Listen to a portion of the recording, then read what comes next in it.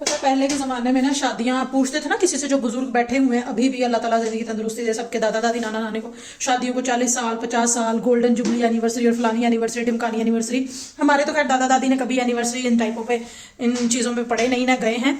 तो ये चीज़ें मुझे लगता है कि जो है ना, मर्दों का जहाँ तक इसमें हाथ था ना, ज़्यादा औरतों का हाथ था कि सब्र हिम्मत बर्दाश्त थी। क्योंकि जो पहले के मर्द थे ना, फौरन अग्रेसिव हो जाना, ऑब्वियस है, कुछ वो टाइप कुछ और थी। अब जो आ रही है, अब जो लड़कों की एग्जाम आ रही है मार्केट में, तो अब कॉम्प्रोमाइजिंग है, पढ़े लिखे हैं, बीवियों के साथ एडजस्ट करते हैं हर मामलात में, तो ये बहुत बड़ी बात होती है। अस्सलामुअलैकुम वरहमतुल्लाहि वबरकातुहू जी, क्या हाल चाल है आप सबकी? उम्मीद करती हूँ अल्लाह के फजल से सब ठीक होंगे। मैं भी अल्हम्दुलिल्लाह अल्लाह के फजल से और आप लोगों की दुआओं से बिल्कुल ठीक हूँ। हाँ जी, कैसी गुजर रही है ज़िंदगी क्या हाल चाल है? ख़ासतौर पे आज का सवाल है शादीशुदा लोगों से मेरा क्या चल रहा है जी ज़िंदगी के मामलात।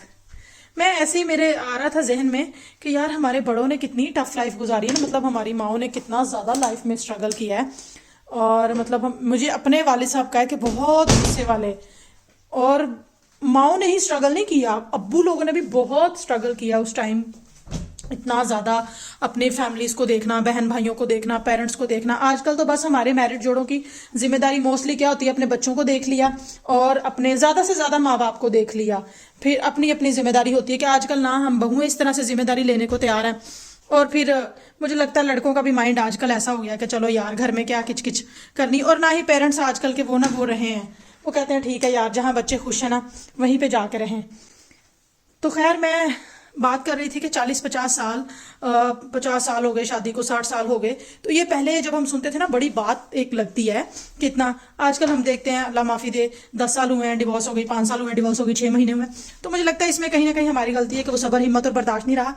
पहले माएँ भी बच्चियों को सिखाती थी कि अब तुम इस घर में जा रही हो तो तुम्हारी जो है ना वो वहाँ से यहाँ से डोली जा रही है तो वहां से तुम्हारा जनाजा ही उठना चाहिए। खैर ये तो बात गलत है कि आप अपनी औलाद को ये कहें कि हर जुल्मों से तुम बर्दाश्त करो, मैं इस चीज़ के भी हक में नहीं हूँ। लेकिन ये है कि माएँ साथ बेटियों को सब्र और हिम्मत की तलकीन भी करती थी कि छोटे मोटे मामला बेटा आके नहीं बताने, मायके में छोटी छोटी बातें नहीं बतानी, छोटी छोटी चीज़ें डिस्कस नहीं करनी है। तो ये भी एक बहुत बड़ी एक रीज़न थी उस वक्त ना चीज़ें समझने में लड़कियों के लिए।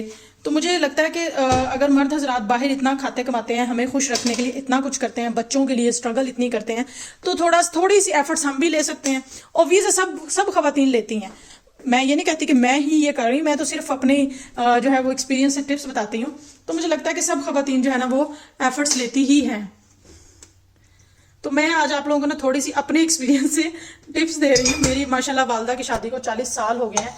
मैंने जो है ना अपनी वालदा को कभी भी, मेरे वालिद साहब जब कभी घर आए हैं ना, लेटे हुए नहीं देखा। कितनी भी वो उनको तकलीफ रही हो, बुखार हो, बीमार हो, कुछ भी हो, मेरे वालिद साहब को ये चीज़ नहीं पसंद थी कि जब मैं थका हारा घर से आऊँ तो मुझे जो है ना मेरे घर की औरत सर बांध के लेटी नजर आए।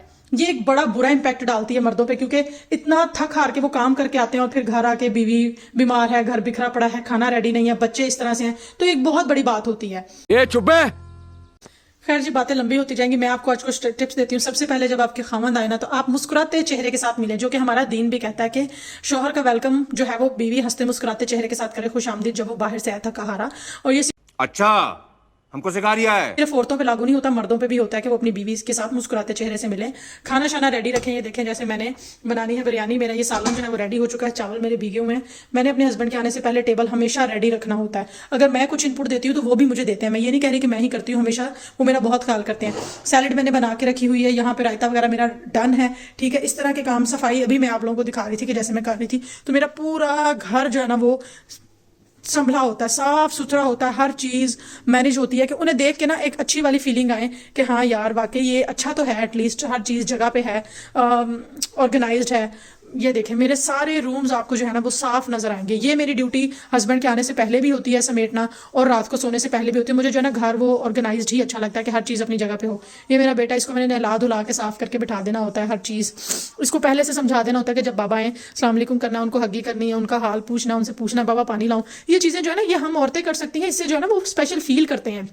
तो ये शादीशुदा जिंदगी का ना मैं आपको एक गुण बता रही हूँ, एक तरीका बता रही हूँ जो मैंने अपनी वालदा से सीखा है कि जो है ना वो घर आते हुए मर्द को ना औरत हंसती मुस्कुराती मिले, साफ चेहरे के साथ, फ्रेश, साफ से मुराद सॉरी फ्रेश चेहरे के साथ, तो मर्द अपने आप खुश हो जाता है। सारे कामों से फारिग होने के बाद आप लोगों की ड्यूटी है कि खुद अच्छा सा ड्रेस पहने, कुछ भी जरूरी नहीं नया ड्रेस निकाल कर ही पहने, मेरा ऐसा कभी नहीं होता, मुझे ये होता है कि ड्रेस साफ हो, स्मेल नहीं आनी चाहिए, ठीक है, अच्छे से रेडी हो। अगर आप बीमार रहेंगी, घर बिखरा पड़ा होगा ना, एक बंदा यार 12-13 घंटे की ड्यूटी करके आ रहा है, वो भी आके जो है ना, वो भी आके आवाजारी होगा, यकीन करें ना, वो आप पे तवज्जो दे सकेगा। फिर जब मर्द हजरात पूछते नहीं है ना हमें, फिर हमको ये भी बड़ी तकलीफ होती है, यार हम बीमार थे, इसने पूछा नहीं, हमारा ख्याल नहीं किया, ये नहीं किया, वो नहीं किया। अपनी तरफ से पूरा 100% दे, क्योंकि वो भी 100% दे रहे होते हैं बाहर। अगर कभी उनकी तरफ से कोई कमी रह जाती है पूछने में, तो कोई बात नहीं, इग्नोर करना चाहिए लाइफ को। मसले मसाइल हर कपल में होते हैं, तो जो है ना, मुझे लगता है कि थोड़ा सा चीजें जो है ना, वो हमारी साइड से इग्नोर हो, थोड़ा सा जो है वो दूसरी साइड से इग्नोर हो, तो रिश्ता जो है ना, वो बड़ा स्मूथ और बड़ा खुश और बड़ा हैप्पी रहता है अभी। अगर चिक चिक चिक चिक चिक छोटी बातों पे ये कि जी मैं नाराज हूं तो वही मनाएगा, ये वो नाराज है तो मैं ही मनाऊंगी, तो इन चीजों में पड़ेंगे तो फिर तो लाइफ नहीं चलेगी।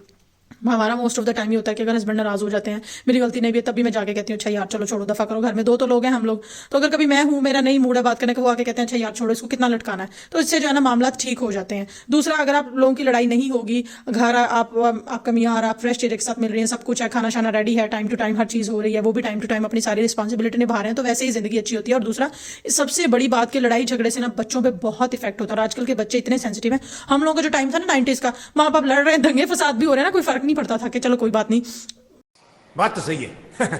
ठीक है, मतलब इतना बच्चे ना सेंसिटिव नहीं थे। आजकल के बच्चे इतना सेंसिटिव है, छोटी छोटी चीजों को सोचने लग गए हैं, देखने लग गए हैं, फील करने लग गए हैं, तो बच्चों की सेहत पे भी बहुत बुरा असर पड़ता है। बच्चों में नफ्सियाती मसाइल जो है ना, वो बहुत ज्यादा आ रहे हैं फिर इस तरह से। तो मुझे लगता है कि इस तरह की चीज़ों से जो है ना वो अवॉइड करना चाहिए। बस ये आज का व्लॉग इतना ही। मैंने सोचा कि आप लोगों को ना आज का ये गुर बताऊं कि जो पहले के रिश्ते चलते थे 40-40, 50-50 साल, 60-60 साल, गोल्डन जुबलियां हो रही होती थी। यकीन करें, अल्लाह जल्द नसीब करे, मेरी नानी को फोत हुए हो गए हैं 4 साल, तो उनसे पूछते थे ना, तो वो कहती होती थी कि 50 साल, मतलब मेरे नाना के फोत होने से पहले की बात है, कि 50 साल हम हस्बैंड वाइफ इकट्ठे रहे हैं, 50-55 साल, और आज तक तुम्हारे नाना जो है हमारी लड़ाई नहीं हुई। लड़ाई किस वजह से नहीं हुई कि मैंने पूछा क्यों, कैसे नहीं होती थी, नाना बहुत मेरे गुस्से वाले थे जी, जब तुम्हारे नाना बोलते थे मैं हमेशा खामोश हो जाती थी।